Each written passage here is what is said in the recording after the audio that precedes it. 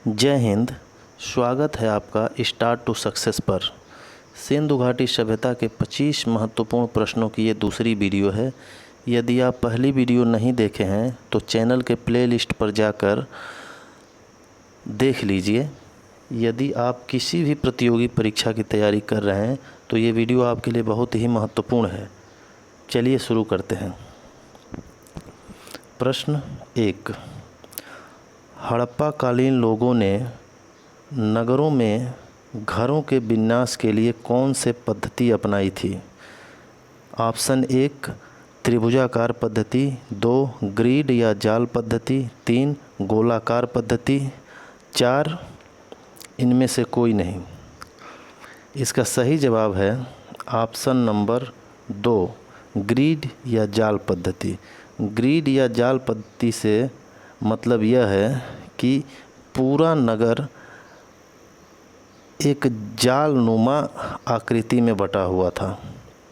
मतलब जो सड़कें थी एक दूसरे को समकोण पे काटती थी। मान लीजिए ये एक सड़क है और ये एक सड़क है, तो इधर से जो सड़क आएगी ये 90 डिग्री का कोण यहाँ पे बना रही है ना, और ये इस तरीके से ये सारी सड़कें एक दूसरे को समकोण पे काटती थी।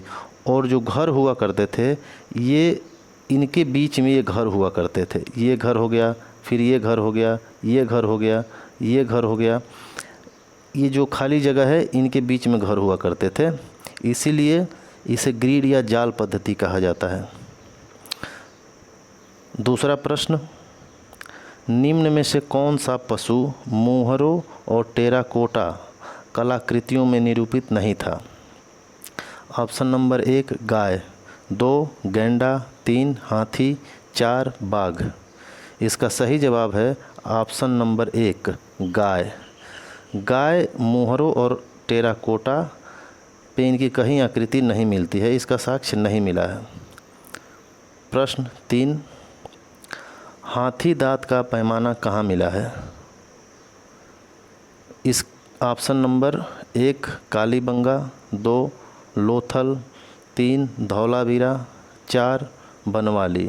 इसका सही जवाब है ऑप्शन नंबर 2 लोथल। मैं कल भी बताया था कि जितनी भी माप तौल की वस्तुएं मिली हैं वो सब के सब लोथल से ही प्राप्त हुआ है। तो इसे आप याद रखिए, जो भी माप तौल की वस्तुएं पूछता है उसका आंसर आप लोथल ही दीजिए।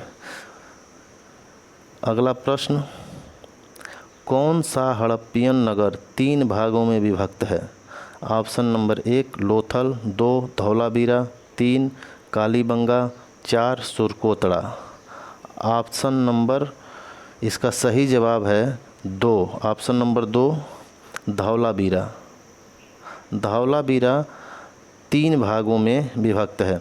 सिंधु घाटी सभ्यता में जितने भी नगर हैं वो सभी 2 भागों में विभक्त है। एक था पश्चिमी टीला और एक था पूर्वी टीला। इस पश्चिमी टीला में जो विशेष लोग थे वो रहते थे, जैसे प्रशासन के लोग या पुरोहित लोग, और इस पूर्वी टीला में जो थे आम लोग रहा करते थे। लेकिन धौलावीरा में एक और भी टीला था जिसे मध्य टीला कहते हैं। ये मध्य टीला, और इस मध्य टीला में एक महत्वपूर्ण बात यह है कि इस मध्य टीला में एक स्टेडियम का साक्ष्य प्राप्त हुआ है जो कि बहुत ही महत्वपूर्ण है। इसको आप याद रखिएगा। क्वेश्चन नंबर 5, धौलावीरा किस राज्य में स्थित है? गुजरात, पंजाब, हरियाणा, राजस्थान। तो इसका सही जवाब है ऑप्शन नंबर 1 गुजरात। अगला प्रश्न, सिंधु सभ्यता निम्न में से किस सभ्यता के समकालीन था? ऑप्शन नंबर 1 मिस्र की सभ्यता, 2 मेसोपोटामिया की सभ्यता, 3 चीन की सभ्यता, 4 उपरोक्त सभी। इसका सही जवाब है ऑप्शन नंबर 4। ये सभी सभ्यताएं लगभग एक ही समय काल की थी। अगला प्रश्न, सिंधु घाटी सभ्यता में घोड़े के अवशेष कहाँ से मिले हैं?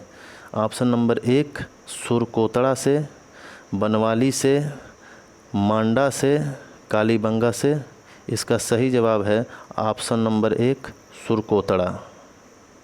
ये बहुत ही महत्वपूर्ण प्रश्न है, इसे आप बिल्कुल याद कर लीजिएगा। अगला प्रश्न, सिंधु सभ्यता के लोगों का मुख्य कार्य क्या था? ऑप्शन नंबर 1 व्यापार, 2 पशुपालन, 3 शिकार, ऑप्शन नंबर 4 कृषि। इसका सही जवाब है ऑप्शन नंबर 4 कृषि। उनका मुख्य कार्य कृषि ही था, उसी कृषि करते थे और जो अनाज पैदा होता था या फिर जो बर्तन बनाते थे टेराकोटा का, उन चीज़ों का व्यापार करते थे, लेकिन मुख्य कार्य कृषि ही था। चलिए अगला प्रश्न, हड़प्पा सभ्यता के निवासी थे शहरी, ग्रामीण, जनजातीय, खानाबदोश। इसका सही जवाब है ऑप्शन नंबर 1 शहरी, शहरी या नगरीय कह लीजिए। अगला प्रश्न, किस स्थान पर हड़प्पन समय का रथ की एक प्रतिमा प्राप्त हुआ है? Option number 1 Lothal, 2 Banawali, 3 Daimabad, 4 Harappa. इसका सही जवाब है ऑप्शन नंबर 3 दैमाबाद।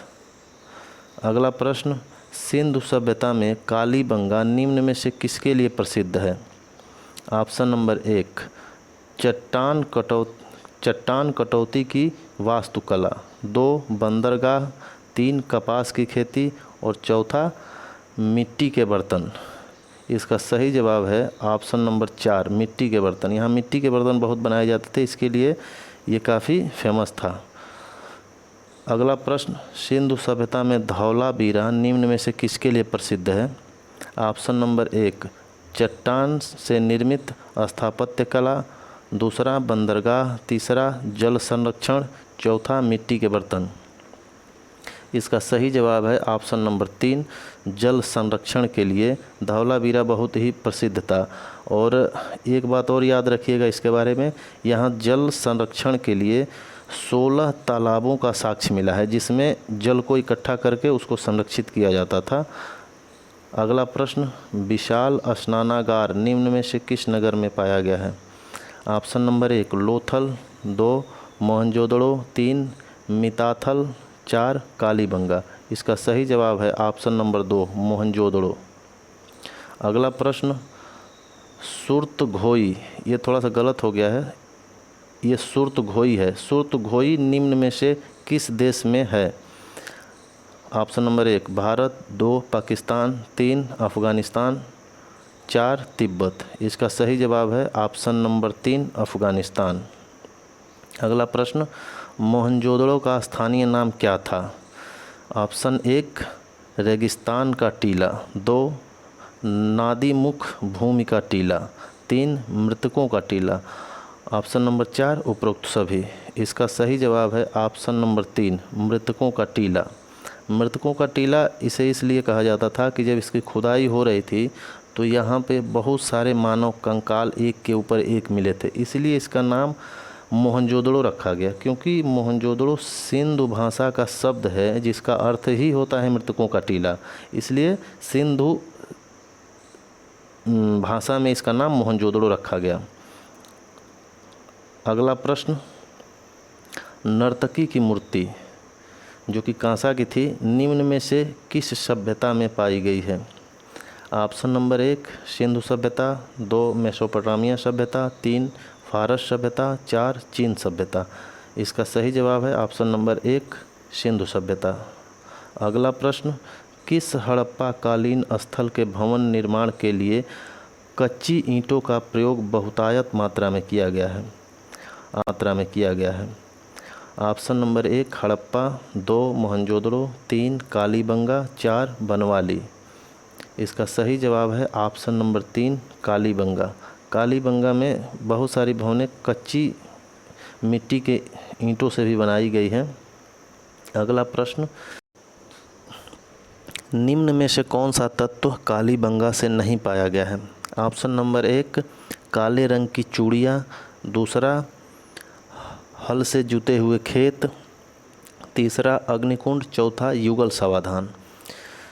इसका सही जवाब है ऑप्शन नंबर 4 युगल समाधान। उपरोक्त बाकी तीनों चीज़ें प्राप्त हुई हैं, युगल समाधान नहीं पाया गया। युगल समाधान लोथल से प्राप्त हुआ है। अगला प्रश्न, निम्न में से कौन सा पुरातात्विक अवशेष लोथल से नहीं पाया गया है? ऑप्शन नंबर 1 युगल समाधान, 2 फारस की मुहरें, 3 बंदरगाह, ऑप्शन नंबर 4 उत्तम किस्म के जौ। इसका सही जवाब है ऑप्शन नंबर 4 उत्तम किस्म का जौ। उत्तम किस्म का जौ लोथल से नहीं पाया गया है। युगल समाधान, फारस की मुहरें और बंदरगाह, ये तीनों चीज़ें लोथल से प्राप्त किया गया है। नेक्स्ट प्रश्न, निम्न में से कौन सा हड़प्पा स्थल गुजरात में स्थित नहीं था? ऑप्शन 1 लोथल, दूसरा दैमाबाद, तीसरा सुरकोतड़ा और चौथा धौलावीरा। इसका सही जवाब है ऑप्शन नंबर 2 दैमाबाद। दैमाबाद महाराष्ट्र में स्थित था, गुजरात में नहीं। अगला प्रश्न, निम्न में से किस हड़प्पा कालीन स्थल से एक युग्म शवाधान मिला है?